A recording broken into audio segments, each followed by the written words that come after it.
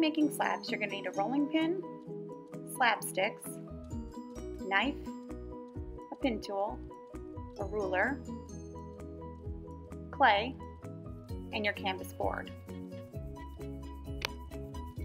Begin by flattening your clay in a more vertical direction. You can use your hands to do this part.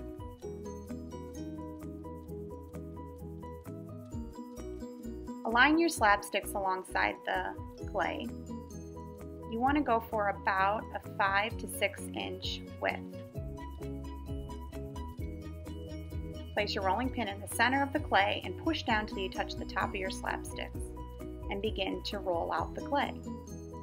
The clay should flatten to the height of your slab stick.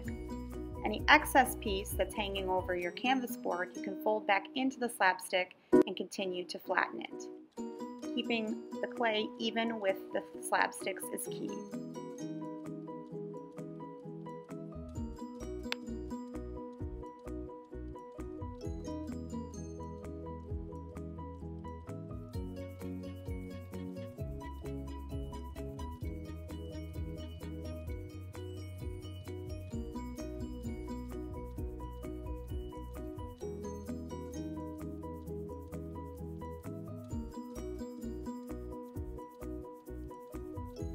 Once the piece is completely flat with the slab stick, you can go ahead and remove the slab sticks from the clay, and now you have your slab. We are going to be cutting a square pattern into the slab. You want to make sure that the pattern is centered in the middle. I'm going to be cutting 2 of my 6 squares right now.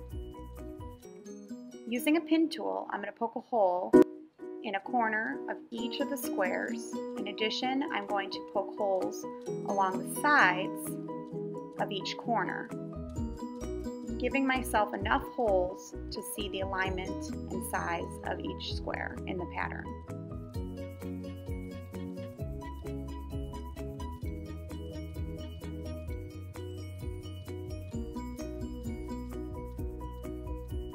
When I remove my paper, you can see the dots connect to make the 2 squares I'm going to be cutting.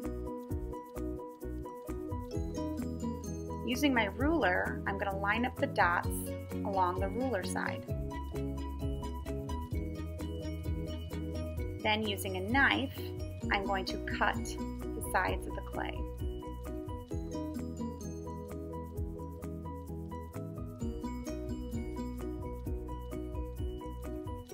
I'll remove the excess pieces.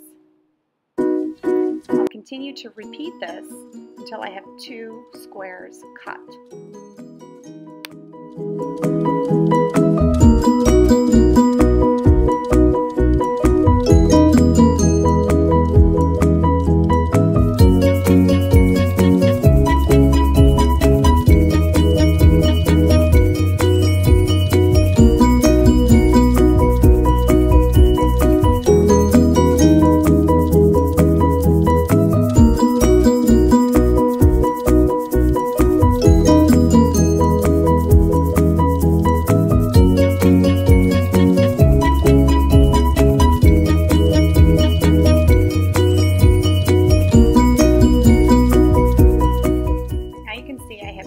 Square slabs cut.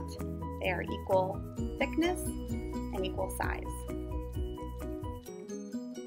For storing purposes, I'm going to take the sheet of pattern paper and rip it apart so I can separate my 2 slabs while I store them. Similar to a sandwich, there'll be a piece of paper in between each of the slabs.